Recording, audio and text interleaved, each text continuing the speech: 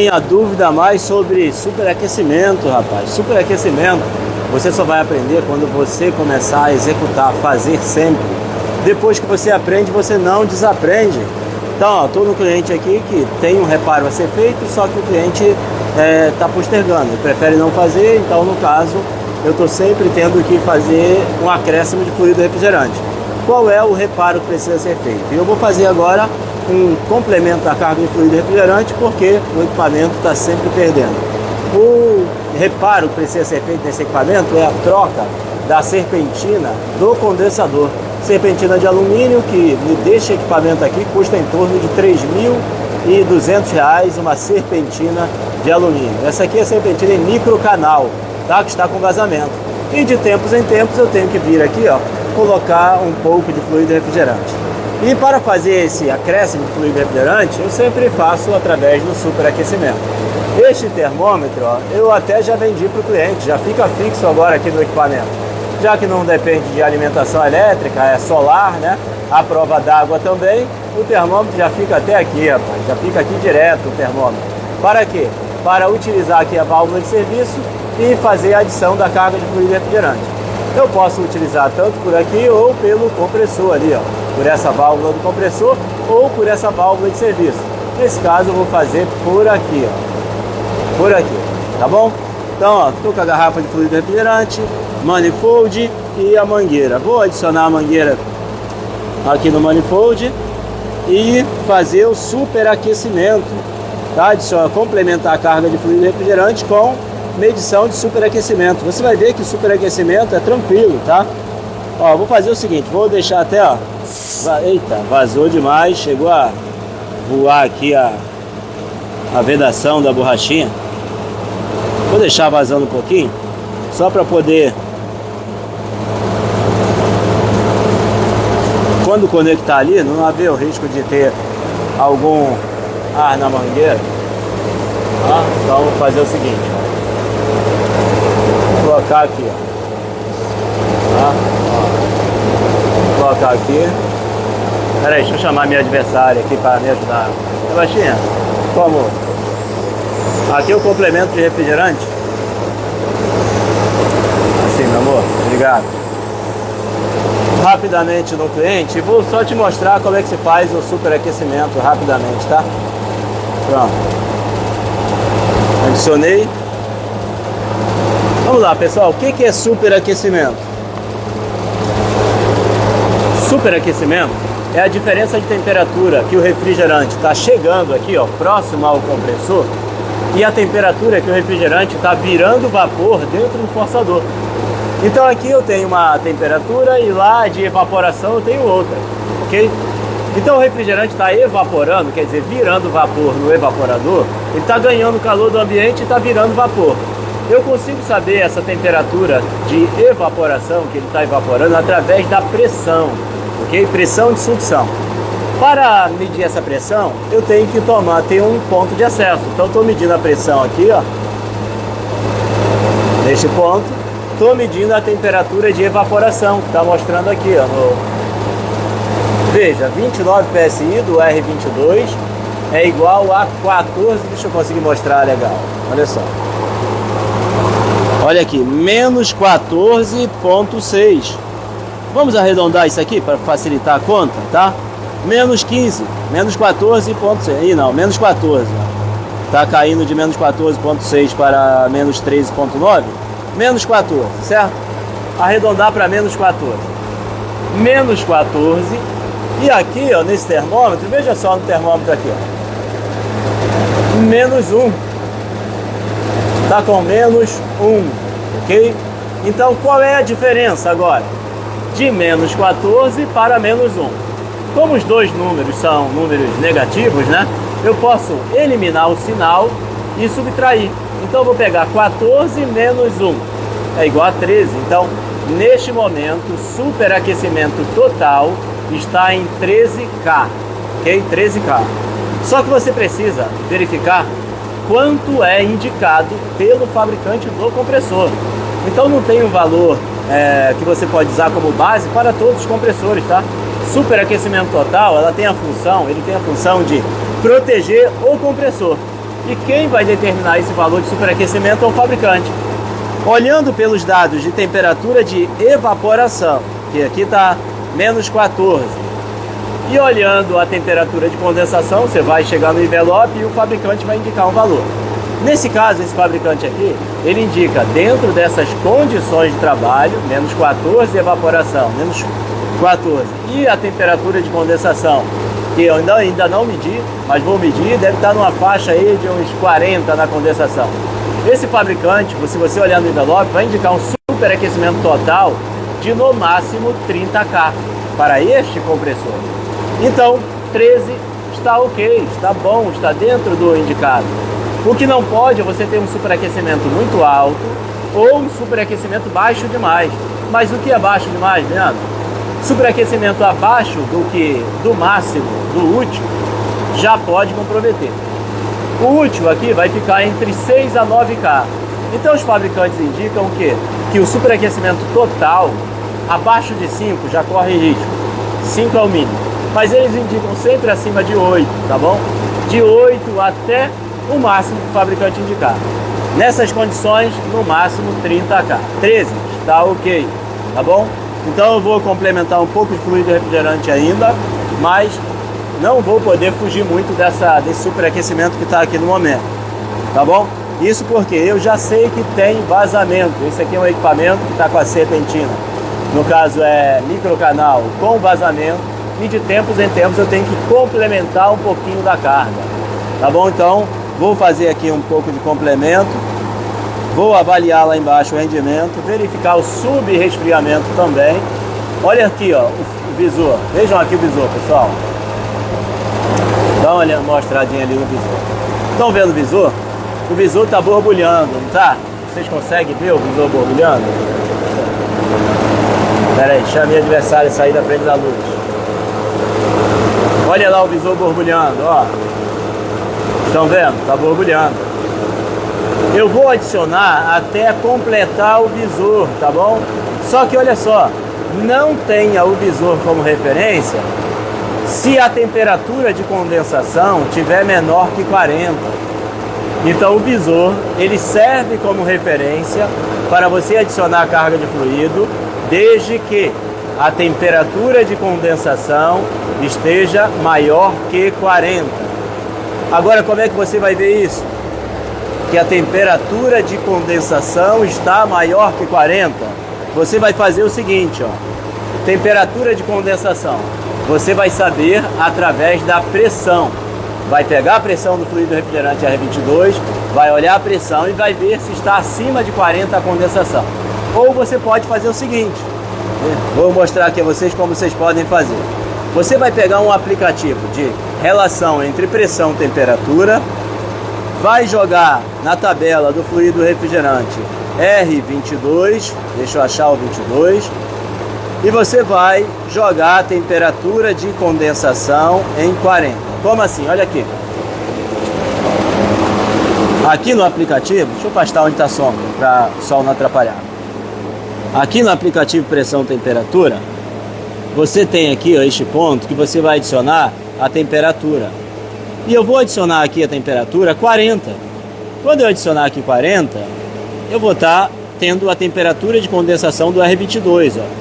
A pressão que o R22 vai estar no lado de alta com a condensação em 40 será de 207.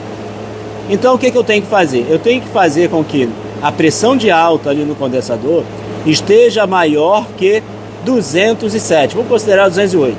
Tem que estar maior que 208 para eu ter o visor como referência, ok? Porque qualquer valor acima de 208 está acima de 40 da condensação. Conseguiu compreender? Então vem comigo aqui. Então eu vou fazer o seguinte, ó. Eu vou agora medir a pressão de alta e verificar se está acima de 208. Se estiver acima de 208, este visor serve como referência, ok? Serve como referência. Então vou medir aqui a pressão de alta. Vou usar essa mangueira aqui mesmo, tá? Essa mangueira azul mesmo. Poderia até trocar, usar a mangueira azul aqui mas eu prefiro usar essa aqui mesmo. Essa aqui é uma mangueira que vai suportar tranquilamente esta pressão de 200 e poucos PSI. Então vou até pegar outro manômetro, pegar um manômetro aqui de alta separado. Eu gosto de ter bastante manômetros assim, ó, separadinhos, tá? Que assim eu consigo medir em vários pontos diferentes. Então tem um manômetro tanto de alta quanto de baixa, assim separado, ó. Tenho pelo menos uns 5 desses assim, para eu conseguir medir em locais diferentes. Então não vou usar nem o digital, vou usar esse aqui, tá? Modo raiz. Como eu vou utilizar ali na válvula Rotaluc, a válvula Rotaluc ela não tem pino para Schrader, então não vou utilizar este lado da mangueira, ou pode acabar até estragando aqui a mangueira. Então esse lado da mangueira eu vou colocar aqui no manifold. Ok, está zerado realmente, está zerado. Verifique se ele está calibrado, zerado. Agora eu venho na válvula Rotaluc. Vamos ver aqui o que é a válvula Rotaluc. Esta válvula aqui. Esta válvula Rotaluc. Mostra aqui em cima, por favor. Você tem este ponto aqui, ó, que é o ponto de serviço. Ó, este ponto é o ponto de serviço, tá? Onde você vai monitorar a pressão. Este ponto aqui ele fica direto aberto, por isso fica o pressostato. Este registro, se ele tiver todo para dentro, este eixo para dentro, ele fecha aqui, ó. Então ele fecha a saída. Se este registro, esse eixo aqui, tiver todo para fora, ele fecha a tomada de serviço. E quando você tem na válvula Rotaluc uma pequena peça aqui, ó, uma pequena peça com uma conexão para você adicionar uma chave, você precisa, antes de movimentar o eixo, soltar esta peça, que é uma vedação do eixo, tá? Eu vou soltar essa peça aqui agora. Olha só como é que você solta essa peça. Só folga um pouquinho, a vedação do eixo, ó. Vou colocar a chave inglesa pequenininha aqui, para folgar um pouquinho a peça. Só para quê? Para folgar o eixo. Pronto. Fazendo isso, eu fiz com que a vedação, né, esteja folgada no eixo. Se eu movimentasse o eixo com a vedação pressionada no eixo, iria estragar a vedação. Agora que eu já fiz isso, eu vou fazer o seguinte, eu vou soltar aqui, não vou movimentar o eixo ainda, vou soltar e a válvula, tampão, vai, tá bravo, tá? Apertado. Eu pego uma chavezinha maior que essa aqui. Chave maior. Por que vedar bem assim? Porque neste ponto aqui, já soltou. Neste ponto pode ficar vazando também. E o tampão adequado é esse tampão aqui, o tampão cônico, tá? O tampão cônico, não aquela vedaçãozinha tirade, não. Vou colocar o meu manifold. A mangueira do manômetro, na verdade, não é o manifold, é o manômetro. A mangueira do manômetro. E agora vou movimentar o eixo. Para movimentar o eixo, eu tenho que fazer uma chave.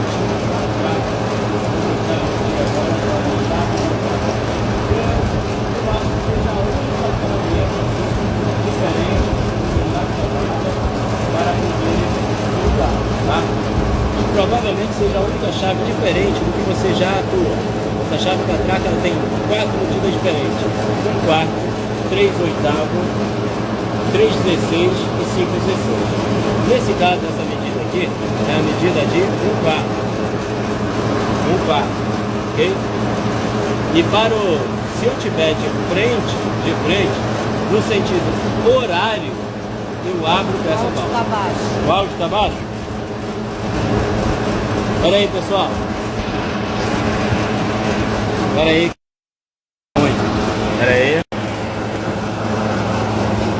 Espera um minutinho só.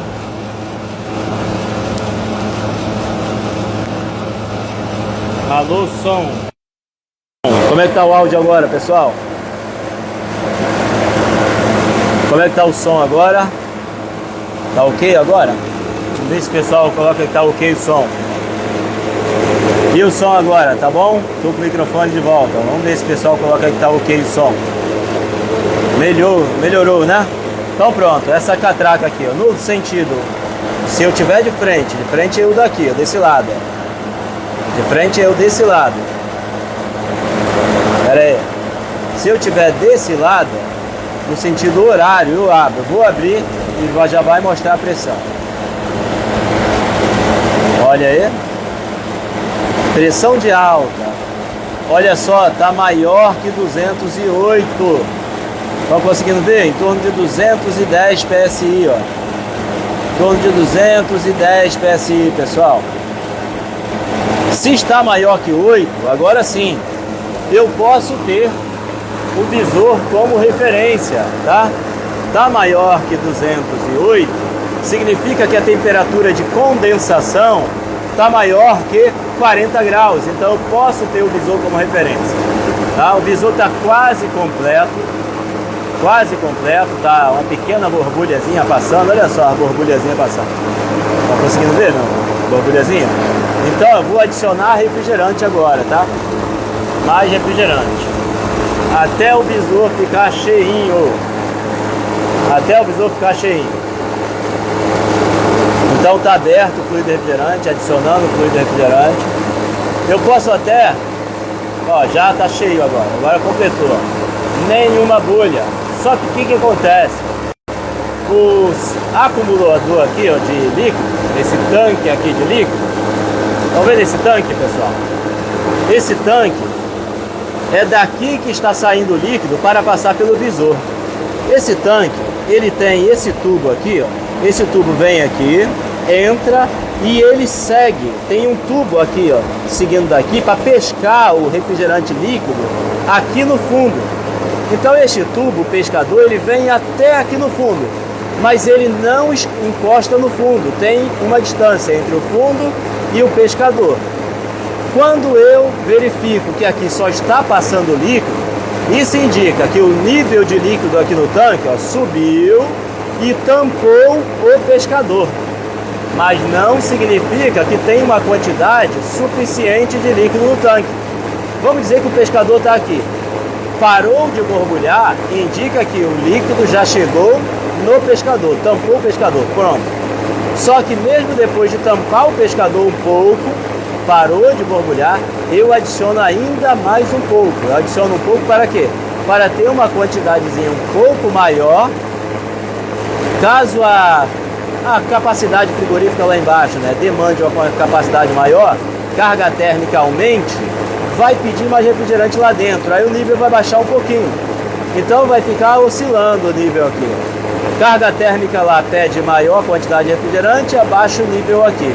Carga térmica diminuiu, aumenta o nível aqui, entenderam? Então chegou no nível, parou de borbulhar, eu ainda adiciono mais um pouquinho e faço medições de sub-resfriamento. Aí vai ficar para uma outra ocasião, tá bom? Então, ó, já tá borbulhando um pouquinho, ó. Olha só. Por que tá borbulhando um pouquinho? Porque significa que o nível que estava um pouquinho acima do pescador, a válvula lá embaixo da câmara abriu mais. Quando a válvula lá embaixo abriu mais, solicitando maior carga térmica, mais líquido daqui, ó, olha só, mais líquido foi adicionado no evaporador. Mais líquido entrou no evaporador, saiu daqui. Saiu daqui, então abaixou o nível abaixo do pescador. Então por isso é que mesmo depois que pare de borbulhar, adicione mais um pouco. Então eu vou de novo abrir mais um pouco e vou adicionar um pouco mais, tá? Vou dar uma balançada aqui para ir em líquido, para ser mais rápido, até parar de borbulhar. E depois que parou de borbulhar, ó, parando. Tá vendo aqui, ó? Tá no finalzinho, olha, no finalzinho. Quando parar de... Ó, finalzinho, tá lá no final, ó. Lá no finalzinho. Encheu. Encheu, só que mesmo depois de encher, eu ainda vou adicionar mais um pouco. Lembrando, só tenha o visor como referência se a temperatura de condensação estiver maior que 40, tá bom? Como eu mostrei a vocês, como é que você sabe que está acima de 40? Você verifique quanto é 40 na condensação do refrigerante que você está usando e verifique se está acima. Está acima. 225 PSI, mais ou menos, entre 200 e 250. Se está entre 200 e 250, 225 mais ou menos, quase 230. Então a temperatura de condensação, como você viu, está maior que 40. Então eu posso usar ele como referência. Se a temperatura de condensação estiver baixa, não use visor como referência. Agora deixa eu falar para você outras causas do visor borbulhando, tá? O visor, ele recebe o líquido que está aqui no tanque.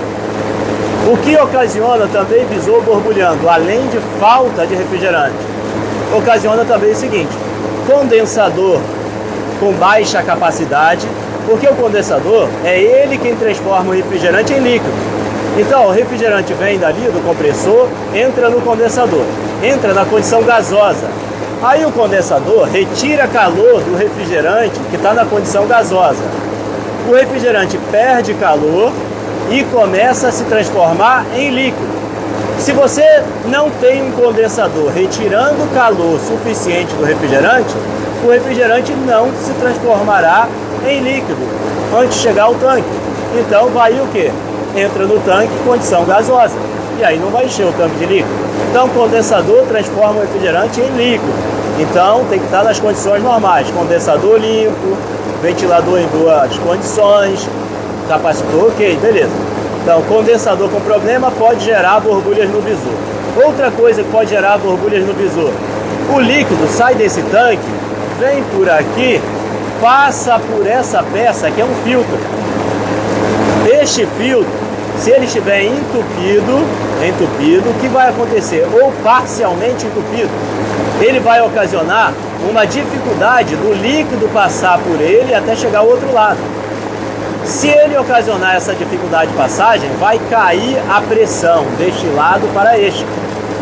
Nesta queda de pressão, vai ocasionar a evaporação do refrigerante. Então o refrigerante com filtro parcialmente saturado, ele vai vir em líquido, vai ter uma dificuldade de passar, vai passar pouco, e esse pouco que passar já vai passar evaporando. Se ele vai evaporar, significa que não é líquido, é vapor. Então vai aparecer no visor líquido e vapor. Não porque o tanque está sem líquido, e sim por causa de um filtro saturado, parcialmente entupido. Então sempre verifique se o filtro está ok, tá? Em condições normais, e aí sim você vai ter o visor como referência, tá bom? Vou ficar por aqui. Que estas informações provavelmente tenham sido melhores do que muito curso que você já fez, muito curso por aí. Pega esse conteúdo, aproveita, se aperfeiçoa melhor na sua profissão, comece a executar, comece a fazer, colocar em prática muitas das coisas que você aprende na internet. Só assim você vai aprender. Depois que você aprende, você não desaprende, tá bom? A ferramenta para o sucesso é o conhecimento. E se você precisar da minha ajuda, conhecimento que eu procurar estar aprendendo, adquirindo, vou estar sempre procurando estar compartilhando. Aqui vão ser apenas algumas pílulas de conhecimento, tá bom? Apenas algumas pontas de informações que eu acabo executando no dia a dia, eu procuro compartilhar. Agora, caso você queira fazer um treinamento completo, queira informações mais completas, eu tenho também um curso de refrigeração comercial completinho. Só é acessar na descrição, o link está na minha bio ou nos meus vídeos. Agora, se o conteúdo gratuito já lhe ajudar, tá tudo ok, tudo bem. Só que aproveita, faz o seguinte: deixa um like, compartilha com um amigo, faz alguma coisa, tá bom? Retribui de alguma forma, tá ok? Vamos ajudar aí o nosso mercado a adquirir cada vez mais conhecimento. Um abraço a todos, um alô para Maceió, os amigos refrigeristas de Maceió. Valeu, Sandoval, aquele abraço e até a próxima. Deixa eu continuar os trabalhos que estou acabando mais esse atendimento, tem que partir para outro e assim por diante. Tá bom? Um abraço, fiquem com Deus, tchau, tchau e rumo à melhoria contínua. Agora cadê que eu consigo fechar?